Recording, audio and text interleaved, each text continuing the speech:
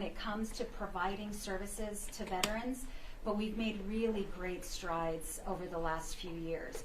Those great strides take strong leadership and resources, adequate resources. And I'm very proud of all of the great work that the VA has done. And I'm excited to introduce you to Secretary McDonough, who is going to tell you a little bit more about his visit. Awesome. Congresswoman, thank you so much. And I'm thrilled to be here, and I'm very appreciative of Congresswoman Escobar's invitation to come to this awesome facility. We've had a good full day. We started this morning with a visit to the vet center, one of our highest performing vet centers in the entire country. Fully staffed, often by veterans themselves, often by combat veterans. Our vet centers, there's 350 of them in the country, offers ready counseling for veterans, for active duty, for National Guardsmen and women in your community. The vet center here in San Antonio, one of our best of those 350. Great way to start the day. Then we went to Fort Bliss National Cemetery. Our high-performing team there, the National Cemetery Administration at VA, routinely, meaning regularly, meaning each time this has been recorded over the course of the last 10 years, when we judge customer satisfaction in the United States for private companies, for non-governmental organizations, for governmental organizations, the National Cemetery Administration leads the way. And we saw that reason why today when we were at the Fort Bliss National Cemetery. Then we came here to this awesome facility. Now this is an awesome facility because of the veterans who come here. As Congresswoman Escobar said, this is a very fast growing market for veterans because of the great tradition of service from El Paso, the great tradition of service from Texas, and because of the connection to Fort Bliss. A lot of veterans are retiring out of Fort Bliss and staying here. Increasingly, they now have access to one of the highest performing VA hospitals, outpatient centers in the country. I saw today, and we talked at length with our leadership team about their sale data. This is data that we collect in every facility across the country that measures quarter by quarter, visit by visit, whether we are improving in the kinds of care that we're offering. The numbers that we see at this facility, we don't see anywhere else. And I'm really proud of the team and really grateful to the team for that. I think that partially explains the excitement that we were greeted with in the atrium downstairs when we came in. Veterans of all generations, men and women, all branches, happy to be getting their care here. We're thrilled about that. But there are challenges. Chief among those challenges used to be our ability to keep providers. Well, we've had a good year of hiring. We have specialists here who are seeing more patients. Importantly, we have primary care providers who are seeing more patients. We want to make sure that our veterans know we're here for them.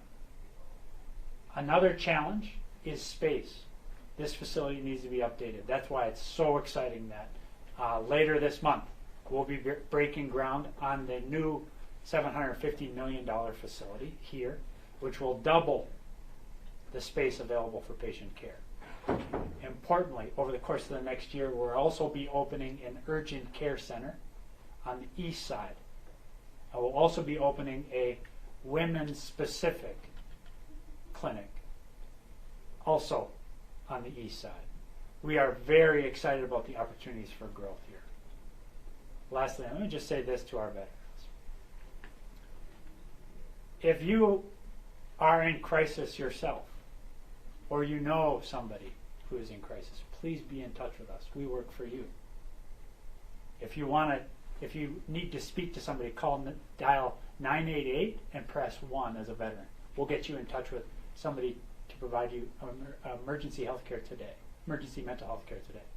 If you want to see someone, come see us here at VA, or go into any hospital in the country for emergency mental health care, and we will make sure that you get that care, and we will reimburse that care. There's no reason that any veteran should feel alone. After everything you have done for this country, we want to make sure that you know we're here for you.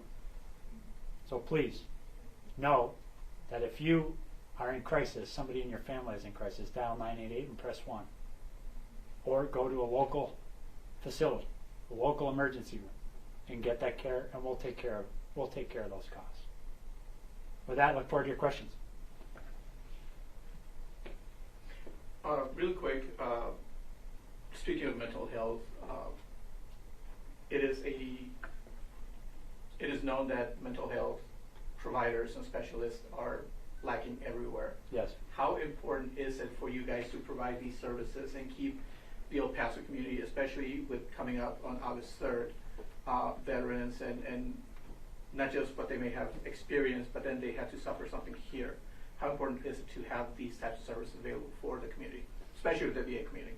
You know, Secretary Austin, the Secretary of Defense, has a very simple saying: mental health is your health. Right? Mental health is your health. So how important is mental health? Well, it's as important as anything. And that's why VA has led the way in increasing access to mental health care for our veterans.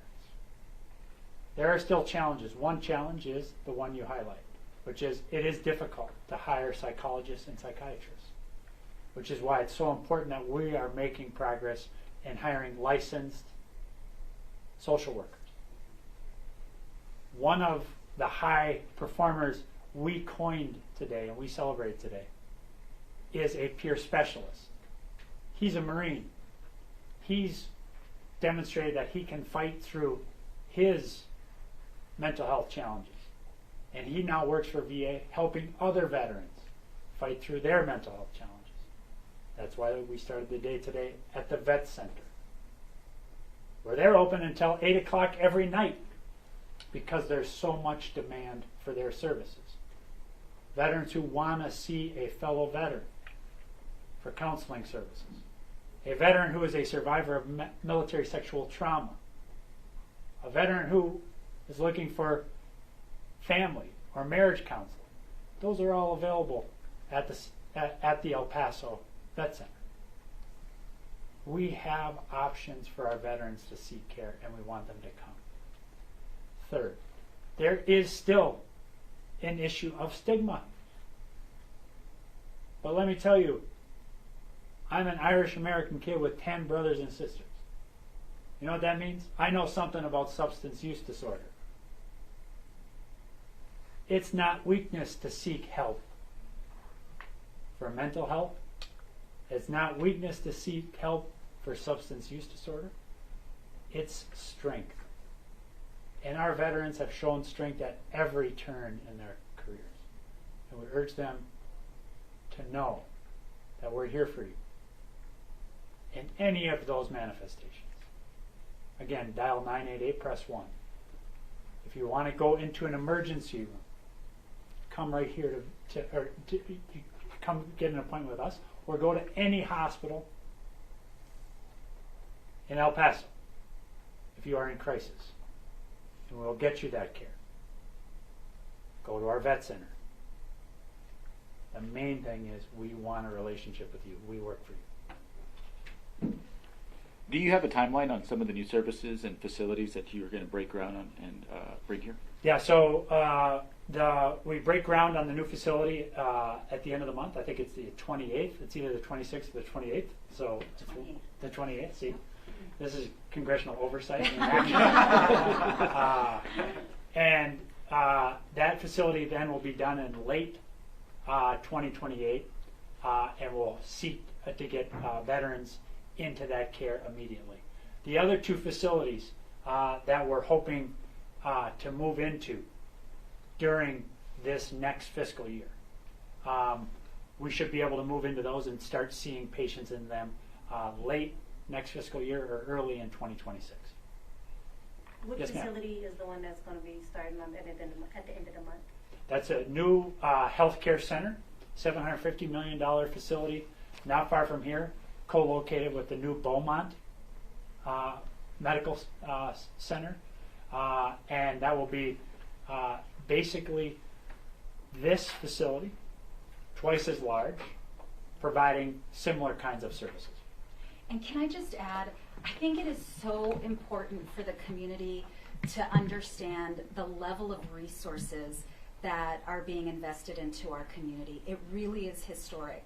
When you think about not just the new VA clinic, which will be right next to Beaumont Hospital, state-of-the-art, gorgeous. You should have seen a rendering of it when you all came in on the ground floor in the lobby with a video rendering as well. More than $700 million investment in that facility for the health care of our veterans. But you also think about the PACT Act and the historic investment in veterans health care that we've made. All of this really in the last few years. We have really, thanks to the Biden-Harris administration, thanks to the United States Congress, many of my colleagues who all came together in a bipartisan way on the PACT Act and other investments. Not all of the votes were totally bipartisan, but generally, I think it's really important to highlight the level of investment being made, especially in this community. Also, one other thing I'd like to highlight, the investment in women's healthcare, women's veterans healthcare, an OBGYN at this facility, but also this standalone facility for women. We've been wanting to grow the population of women veterans who are participating in VA services, but we've got to meet them where they are. We've got to give them what they need and provide them the care that they deserve. And I'm so proud of El Paso and the El Paso VA system for doing that. How will this investment impact maybe locally, but also countrywide? Now, maybe this is going to be one of the newest ones in the country. How is this going to impact us? Well, Congressman Escobar and her colleagues passed, and with overwhelming bipartisan majorities, the President signed the PACT Act, the largest expansion of VA care and benefits in the history of VA. So that means over the course of the last 2 years, since that law was signed, more than 1 million veterans, in fact 1.1 million veterans, have gotten new benefits from VA. More than 710,000 veterans are newly enrolled for health care at VA. A place like El Paso is one of the fastest growing, but as your in areas in the country, but as your question suggests, not only in El Paso. So we've seen a dramatic expansion of healthcare facilities. We've seen an expansion of care being offered to veterans through private sector providers. So much so that last year we offered 120 million appointments.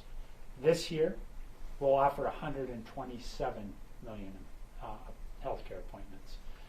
All of this means that we need more infrastructure of the type that Congresswoman Escobar and her colleagues have been fighting for. That new clinic on the east side, very fast-growing community here in El Paso. The new women veteran clinic. Remember the fastest-growing cohort of veterans in the United States today? Women veterans. We want to make sure that we're providing them the care that they've earned, and we're making sure that that care fits into their lives. That's exactly what this infrastructure plan here in El Paso seeks to do. Okay. Okay, awesome. Thank you all. Thanks, guys. Thank you. Can we get some quick shots of you guys together? Yeah, absolutely. Better go with all the glasses. And of course, we'd love to have the secretary back anytime. Everybody's been very excited to be able to talk directly to the secretary about the work happening here,